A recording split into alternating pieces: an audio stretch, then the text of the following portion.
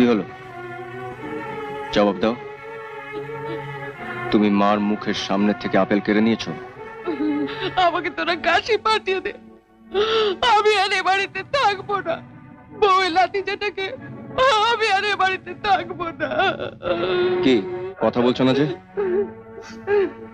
ঠাকুরপো, তুমি চুপ করো। তোমার আশকারা পেয়ে ও আজ মাকে অপমান করার সাহস পেয়েছে। নইলে আগে তো এরকম ছিল না।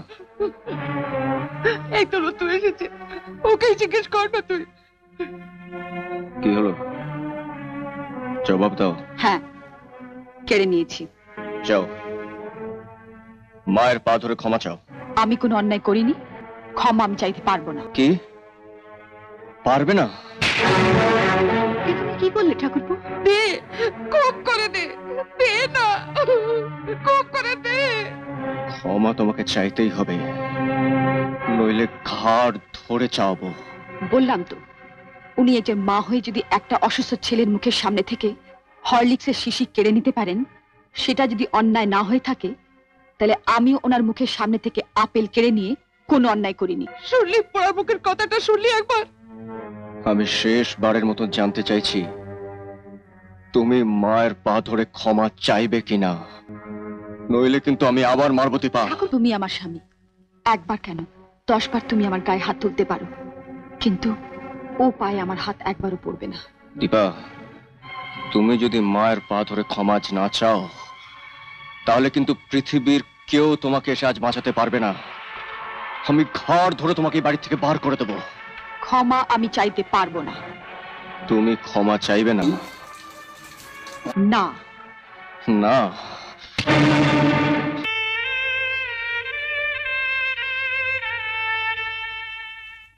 কিরে তনু, চুপ করে গেলি? তোর বউকে তুই ছেড়ে দিবি?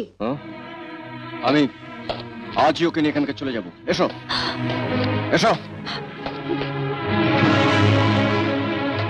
নাও, তৈরি হয়ে নাও। আর তোমার মার যে গয়নাগুলো আছে সেগুলোকে বার করো। কেন? গয়না দিয়ে কি হবে? তোমায় নিয়ে তার মেসে তোলা যাবে না। 2 দিনের জন্য মা বাড়িতে থাকবে। আমি ওই গয়নাগুলোকে বেচে একটা ঘর ভাড়া করব। আমার মায়ের গয়না বেচে ঘর ভাড়া করবে? বাহ, কি বাহাদুর স্বামী আমার। শোনো, ভগবান পুরুষ মানুষকে এই হাতটা দিয়েছেন রোজগারের জন্য, মায়ের কথায় বউকে চড় মারার জন্য নয়। কি বললে?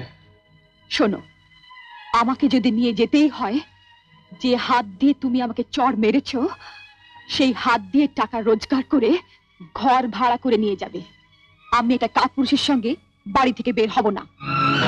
ঠিক আছে, যেভাবেই হোক 1 মাসের মধ্যে আমি টাকা জোগাড় করে ঘর ভাড়া করে তোমাকে নিয়ে যাব। আর এসে যেন না শুনি তুমি তুমি আমার মার পেছনে লেগেছো। আমার পেছনে যদি কেউ লাগে, আমি যে তাকে ছাড়ি না, তা তুমি বিয়ের আগে নিশ্চয়ই বুঝেছো।